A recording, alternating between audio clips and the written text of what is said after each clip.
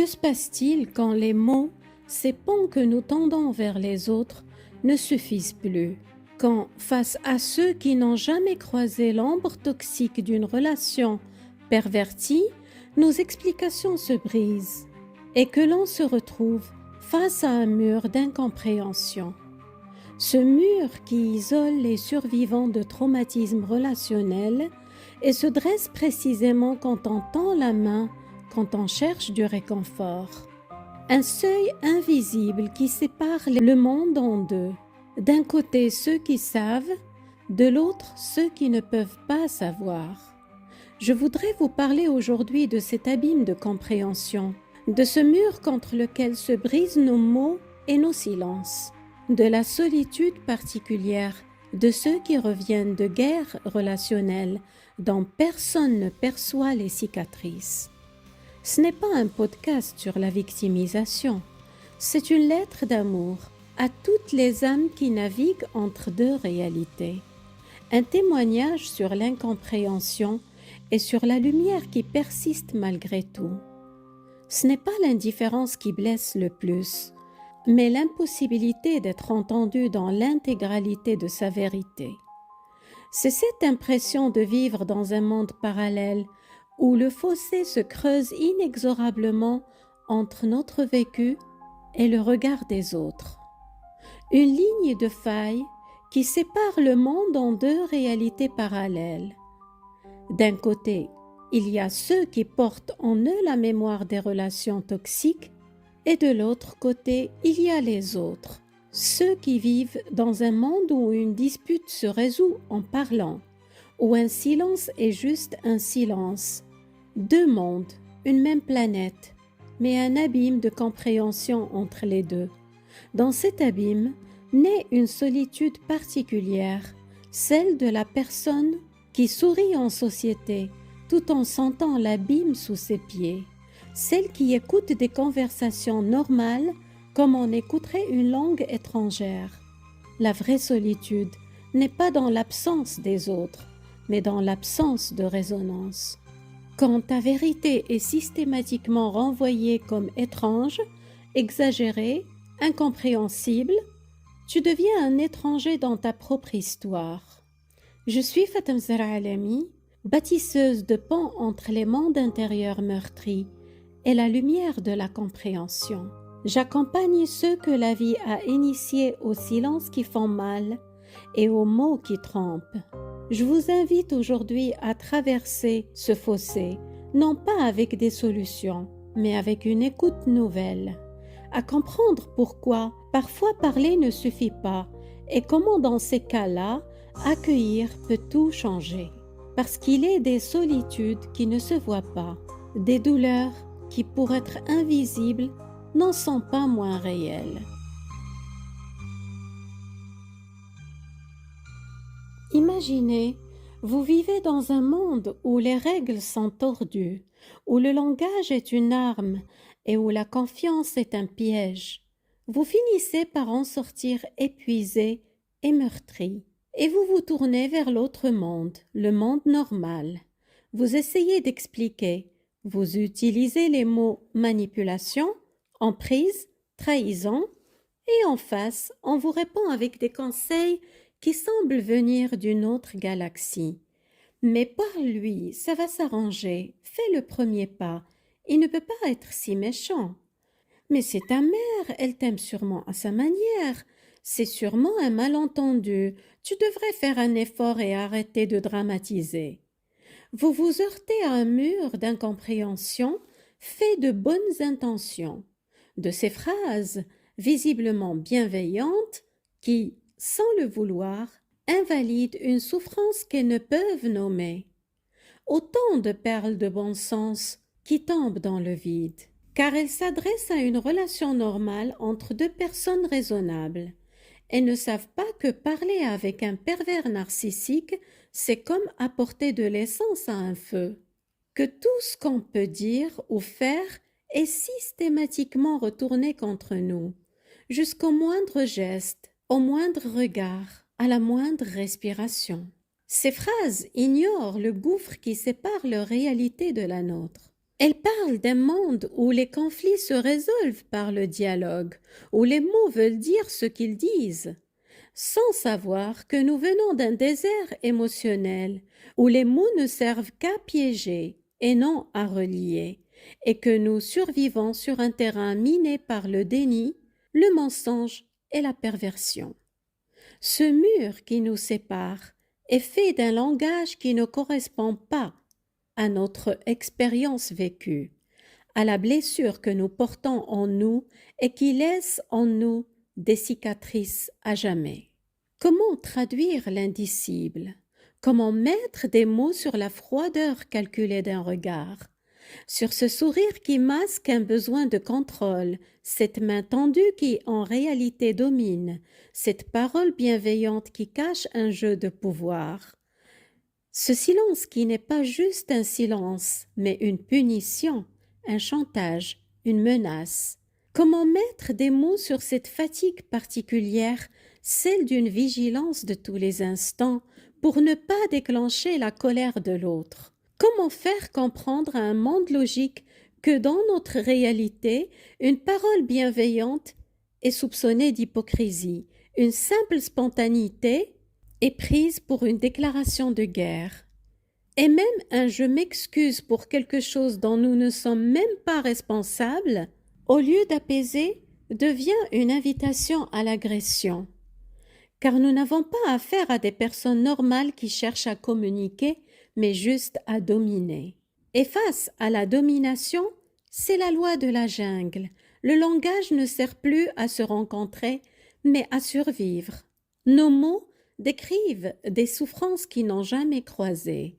Leurs oreilles entendent des histoires qui ressemblent à des fictions. Entre nous, un abîme de sens qui ne se rejoint pas. Nous manquons de mots, et ceux qui nous écoutent manquent de références. Ils cherchent dans leur bibliothèque intérieure une histoire semblable à la nôtre, et ne trouvent rien. C'est là que naît le malentendu fondamental. Eux croient que nous exagérons ou imaginons, tandis que nous passons pour des fous dans leur monde raisonnable. Et le mur de l'incompréhension grandit. Ce sont ces moments où vous partagez une épreuve et où vous recevez en retour non pas de l'empathie, mais un conseil pratique, rapide, trop simple pour votre vérité. C'est cette sensation d'être interrompu par de la positivité forcée, comme « ne reste pas dans cette énergie négative, pense à autre chose ». C'est ce regard vide, ce silence gêné, qui vous dit sans un mot « Ton histoire est trop lourde, trop sombre, je ne saurais pas quoi en faire ». Le mur ne commence pas par un refus brutal, mais par un recul imperceptible, une porte qui se ferme doucement, sans bruit. Et nous, de l'autre côté, nous apprenons à nous taire, à mesurer le poids de nos mots, avant même de les prononcer, à deviner dans le regard de l'autre ce qui est capable d'entendre, de comprendre. Nous devenons des jardiniers du silence, cultivant seuls des fleurs vénéneuses dont personne ne doit soupçonner l'existence. Et face à ce mur, quelque chose en nous se dédouble.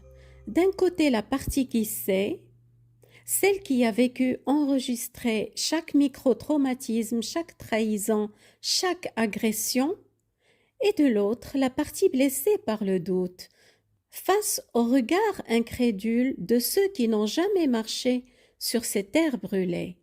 Ce doute d'une réalité juste parce qu'elle n'a pas été vécue n'est pas anodin. C'est une violence ajoutée à la violence, une solitude au carré. Et c'est peut-être cela, la blessure la plus subtile, devoir choisir entre taire son histoire ou risquer de se heurter à ce mur d'incompréhension, où nos mots saignent en silence et où notre vérité se fracasse sans laisser de traces. C'est la blessure de ne pas être cru, venant s'ajouter à la blessure initiale de la manipulation. Le mur d'incompréhension devient alors un miroir déformant. Il ne renvoie pas notre vérité, mais une version édulcorée, incomplète, méconnaissable de nous-mêmes. Et nous finissons par passer pour les méchants.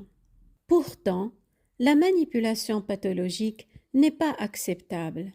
Elle est insensée, inhumaine. Et c'est précisément cela qui est si difficile à transmettre. C'est comme essayer de décrire la couleur bleue à quelqu'un qui ne l'a jamais vue. On peut utiliser tous les mots du monde, mais quelque chose échappe toujours, quelque chose d'essentiel. Le problème est dans l'impossibilité de traduire une expérience qui défie le langage commun. Nous nous retrouvons seuls, non seulement face aux autres, mais face à nous-mêmes, étrangers dans notre propre histoire, étrangers dans notre peau.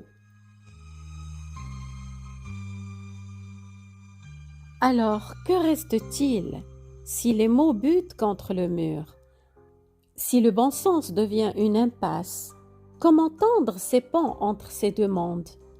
Peut-être en commençant par déposer les armes du jugement, comprendre que face à un récit qui semble invraisemblable, la première réponse n'est pas « est-ce vrai ?», mais « qu'as-tu ressenti ?» L'écoute véritable ne cherche pas à vérifier si c'est vrai, elle cherche à accueillir simplement la vérité de l'autre. Parfois, le plus grand acte de compréhension est de reconnaître qu'on ne comprendra jamais totalement, et que c'est précisément dans cet espace d'humilité que la confiance peut renaître. Il ne s'agit pas d'avoir les réponses, mais d'offrir un lieu sûr où la question peut exister sans être trahie. Un lieu où l'on peut enfin poser ses armes et sa fatigue. Alors je vous invite aujourd'hui à regarder autrement les victimes de la manipulation narcissique. Si vous écoutez une histoire qui vous dépasse, qui vous semble trop sombre, trop étrange, souvenez-vous qu'il existe des ombres que seuls ceux qui les ont traversées peuvent nommer. Vous n'avez pas besoin de marcher dans leurs pas, mais seulement de tendre la main depuis la rive où vous vous tenez, et de croire que leur rive, aussi lointaine soit-elle, existe bel et bien. Parce que parfois, le plus grand acte d'humanité est de choisir de faire confiance à la vérité de l'autre, même quand elle nous échappe. Et qui sait, peut-être qu'un jour, écouter sans comprendre deviendra la plus belle preuve de bienveillance que nous puissions offrir. Parce qu'il existe des douleurs qui ne se voient pas, des solitudes qui ne se disent pas, et des murs qui ne tombent pas sous le poids des mots, mais qui s'effritent sous la patience d'un regard bienveillant.